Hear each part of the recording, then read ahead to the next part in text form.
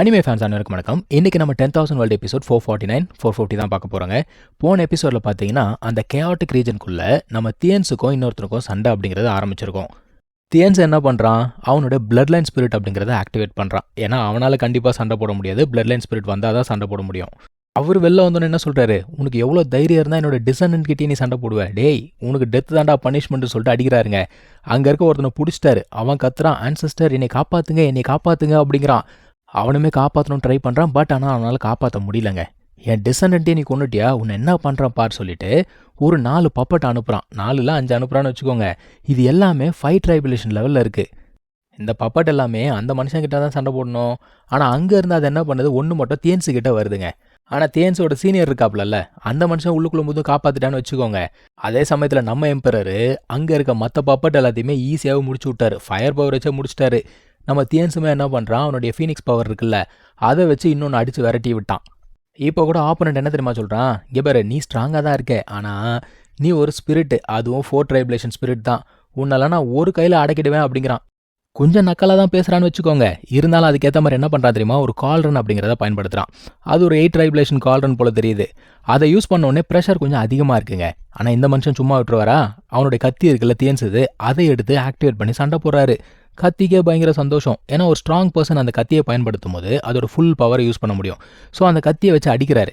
இப்போது ஆப்போனண்ட் யோசிக்கிறான், என்னடா அந்தால் கத்தியோட 70% பவரை யூஸ் பண்ணி அடிக்கிறான், நம்ம என்ன பண்ணுறது அப்படின்னு யோசிக்கிறானுங்க. இருந்தாலும் அவனுங்க கிட்ட பார்த்தீங்கன்னா ஒரு எம்பரர் சீல் இருக்குங்க. அவங்க ஏன்ஷியன்ட் ஆன்செஸ்டர் சீலாமா அதை அதுக்கு மேலே யூஸ் பண்ணி இன்னும் கொஞ்சம் ப்ரெஷரை கிரியேட் பண்ணுறாங்க.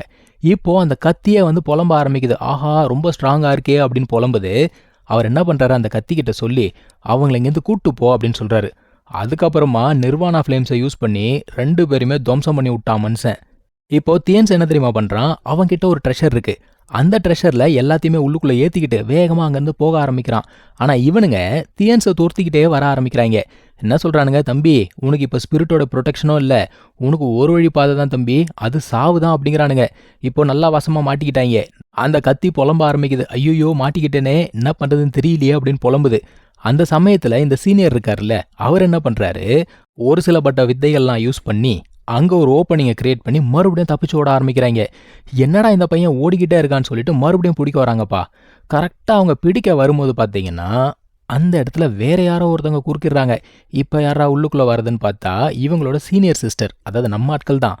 இப்போ இவங்களுக்கு ஓரளவுக்கு சேஃபான ஒரு ஃபீலிங், அப்பா ஓரளவுக்கு சேஃப் ஆகிட்டோண்டா அப்படின்னு சொல்லிட்டு ரிலாக்ஸ் ஆகுறாங்க.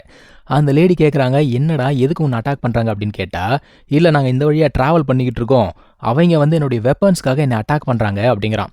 அவங்க கேட்குறாங்க, இங்கே பாரு இந்த இடம் ஒரு டேஞ்சரஸ் ரீஜன், இங்கே என்னத்துக்கு நீ ட்ராவல் பண்ணிக்கிட்டு இருக்க அப்படிங்கிறாங்க. இல்லை என்னோட சிஸ்டர் ஒருத்தி ஆபத்தில் மாட்டிக்கிட்டு இருக்கா, அவளை காப்பாற்றுறதுக்காக வேகமாக போய்கிட்டு இருக்கோம் அப்படின்னோடனே, எது உனக்கு ஒரு சிஸ்டரான்னு சொல்லிட்டு அதிர்ச்சி ஆகுறாங்க. இப்போ இந்த லேடியுமே என்ன யோசிக்கிறாங்க, இப்போ இவனுக்கு உதவி செய்யறது மூலமாக எம்பரர் இருக்கார்ல, அவர்கிட்ட ஒரு நல்ல பேர் அப்படிங்கிறத வாங்க முடியும். இவன் பார்க்குறான் கீழே இருக்கவன். அவன் என்ன சொல்கிறான், இங்கே பாருமா பொண்ணு, ஒழுங்கு மரியாதை இப்படியே ஓடி போயிடு, இல்லைன்னு வச்சுக்கோ மொத்த பேரும் இங்கேயே செத்து போயிடுவீங்கன்றான். இப்போ இவங்க போய் சொல்கிறாங்க, ஏண்டா நீ ஒரு 5 ட்ரைபுலேஷன் எம்பரரு, கொஞ்சோண்டு ட்ரெஷரை வச்சுக்கிட்டு என்னோட ஜூனியரை புள்ளி பண்ணியிருக்க, அவன் யாருன்னு தெரியுமா அவனுக்கு அப்படிங்கிறாங்க. அவன் என்ன சொல்கிறான், அவன் கிரேட் எம்பரர் பையனாகவே இருந்தாலும் சரி, இந்த இடத்துக்கு வந்தால் எங்கள் இருக்க தலைவனிங்க தான் ஆகணும். ஸோ நீ போக மாட்டல்ல, நானே உன்னை வழி அனுப்பி வைக்கிறேன் பாருன்னு சொல்லிட்டு ஒரு ஃபார்மேஷனை போடுறாங்க. இந்த கத்தி கத்துது, ஐயோ மறுபடியும் மாட்டிக்கிட்டேன்னு கத்துது. அவன் என்ன பண்ணுறான், அவனுடைய ஆன்செஸ்டருடைய ஸ்பிரிட்டை அந்த இடத்துக்கு வர வைக்கிறான். அவன் பார்த்தா ஏதோ ஹீமன் படத்துலேருந்து எந்திரிச்சு வந்து எலும்பு கூண்டு மாதிரியே இருக்கான். இந்த லேடி என்ன பண்ணுறாங்க, இவங்களோட ட்ரூ ஸ்பிரிட் வச்சு அடிக்கிறாங்க. ஆனால் அந்த பர்சன் பார்த்தீங்கன்னா 8 ட்ரைபுலேஷன் லெவலில் இருக்கான். இவங்களுடைய ட்ரூ ஸ்பிரிட் அப்படிங்கிறது 7 ட்ரைபுலேஷன் லெவலில் தான் இருக்குது. ஸோ அவன் ஈஸியாகவே சமாளிச்சிட்டான். எனக்கு ஒன்று மட்டும் புரியல, நம்ம ஆட்கள் ஏன் எப்பவுமே ஒரு லெவல் கம்மியாகவே இருக்காங்க, எனக்கு புரியவே மாட்டேங்குது. இன்னொரு பக்கத்தில் நம்ம ஹீரோவை காட்டுறாங்க. ஆக்சுவலாக அவன் என்ன பண்ணிட்டு இருக்கான், அந்த ஸ்வாட் இருக்குல்ல, அது எல்லா சோர்ஸ் எனர்ஜி அப்சர்வ் பண்ணிக்கிட்டே இருக்குது. அதை அப்சர்வ் பண்ணுற அதே சமயத்தில் இவனாலேயுமே அந்த லாஸ் அப்படிங்கிறத கற்றுக்க முடியும். இவங்க பிளான் பண்ணதே அதுக்காக தானே. ஸோ இவங்க பிளான் பண்ண மாதிரியே அந்த கத்தியுமே அப்கிரேட் ஆகிடுச்சு. இவனாலுமே அந்த லாஸ் அப்படிங்கிறத கற்றுக்க முடியுதுங்க. இப்போ அந்த கத்தியை பார்த்தா வேற யாரோ ஒருத்தர் பிடிக்கிறாங்க. யாரா அப்படின்னா அந்த துங்தியன் ஸ்வாட் மாஸ்டர் இருந்தால அவனுடைய ஸ்பிரிச்சுவல் மேனிஃபெஸ்டேஷன், ஒரு ஸ்பிரிட் தான். அது என்ன சொல்லுது, இந்த கத்தியில் 2 லா இருக்குது. ஒன்று இந்த உலகத்தோடைய லா, இன்னொன்று நம்ம ஹீரோ வந்தால அந்த யூனிவர்ஸோட லா. இந்த மனுஷன் என்ன சொல்றாரு, உனக்கும் எனக்கும் ஏதோ ஒரு பந்தம் இருக்கு. நான் உனக்கு ஒரு புது ஆப்பர்ச்சுனிட்டிய தரேன்னு சொல்லிட்டு, ஒரு ஃபார்மேஷன குடுக்குறாருங்க. இது வந்து ஒரு லெஜெண்டரி ஃபார்மேஷனா. அதாவது கிரேட் எம்பரர் ஃபார்மேஷன். நம்ம ஹீரோட அப்பாலாம் இருக்கார்ல, அவர் லெவலுக்கு இருக்கும் இந்த ஃபார்மேஷன். இத பார்த்து எல்லாமே அதிர்ந்து போறாய்ங்க. நம்ம ஹீரோ என்ன தெரியுமா சொல்றான், "ஏங்க இது ரொம்ப ப்ரெஷியஸா இருக்கு. எனக்கு இதுக்கு தகுதி கிடையாது" அப்படிங்கிறான். அவர் என்ன சொல்றாரு, "எப்பா இதெல்லாம் பெரிய விஷயம் கிடையாதுப்பா, வச்சுக்கோ. நான் உனக்காக இன்னொரு கிஃப்ட் வச்சிருக்கேன்" அப்படிங்கிறாரு. இதுவே முடியல, இன்னொன்னா இப்ப என்னடா மனுஷன் குடுக்க போறான் அப்படின்னு பார்த்தா, நம்ம ஹீரோ கொஞ்சம் எனர்ஜி அப்சார்ப் பண்ணான் பார்த்தீங்களா? அந்த எனர்ஜி எங்க இருந்து வந்ததோ, அந்த சோர்ஸ் எனர்ஜிய குடுக்குறாருங்க. நம்ம டிராகன்லாம் அரண்டு போது. எது? கேஆஸ் சோர்ஸ் எனர்ஜி அப்படின்னு சொல்லிட்டு அரண்டு போது. அது என்ன சொல்லுது? நீ மட்டும் இத ரிஃபைன் பண்ணன்னு வச்சுக்கோ, டைரக்ட்டா நீ வந்து ஸ்வாட் மாஸ்டர் ஆயிடலாம். அதாவது ஸ்வாட் எம்பரர் ஆயிடலாம். மத்த லாஸ் எல்லாம் நீ தேட வேண்டிய அவசியமே கிடையாது அப்படிங்குது. இவனுக்குள்ள ஏற்கனவே குளோன் இருக்குல்ல, அந்த குளோனையும் இவனுடைய அந்த ஸ்வாடையும் மெர்ஜ் பண்ணி இந்த ஒரு கேஆஸ் எனர்ஜில கொஞ்சம் கொஞ்சமா அப்சார்ப் பண்ண ஆரம்பிச்சா, இவனால ஈஸியாவே எம்பரர் ஆயிட முடியுங்க. இப்போ நம்ம சீனியர் என்ன தெரியுமா சொல்றாங்க, அவனுடைய குளோன் இருக்குல்ல, அந்த குளோனை ஃபர்ஸ்ட்டு ஃபேரி எம்பர் லெவலுக்கு இன்க்ரீஸ் பண்ணு அப்படிங்கிறாங்க. ஓகேன்னு சொல்லிட்டு அவனுமே குளோன் அனுப்புறாங்க. அந்த குளோன் அங்க இருக்க எனர்ஜி எல்லாமே அப்சர்வ் பண்ணி கொஞ்சம் கொஞ்சமா எம்பரர் ஆயிட்டே இருக்கு. இந்த ஒரு யூனிவர்ஸ்ல பல்லாயிரம் வருஷமா யாருமே எம்பரரே ஆகல. ஸோ ரொம்ப காலம் கழிச்சு முதல்ல உருவாகக்கூடிய ஒரு எம்பரர்னா நம்ம ஹீரோ தான். அதை இவங்க வியந்து போய் பார்த்துட்டே இருக்காங்க. நம்ம ஷாவ்தியன் டிராகன் கிட்ட போய் கேட்குது, சீனியர் நீங்க வந்து ஒரு காலத்துல பயங்கரமான வாரியரா இருந்தீங்க. நீங்களும் இந்த மாதிரி எனர்ஜி எல்லாம் எங்கன்னா ஸ்டோர் பண்ணி வச்சிருக்கீங்களா? வச்சிருந்தீங்கன்னா எனக்கும் கொஞ்சம் கொடுங்க சீனியர் அப்படிங்குது. அதை அப்படியே பார்த்துட்டே இருக்கு பாருங்க. நம்ம டிராகன் ஃபிஷ் வந்து பறவை எட்டி ஒரு உத வச்சுட்டு அது சொல்லுது, சீனியர் நீங்களும் டிராகன் நானும் டிராகன்.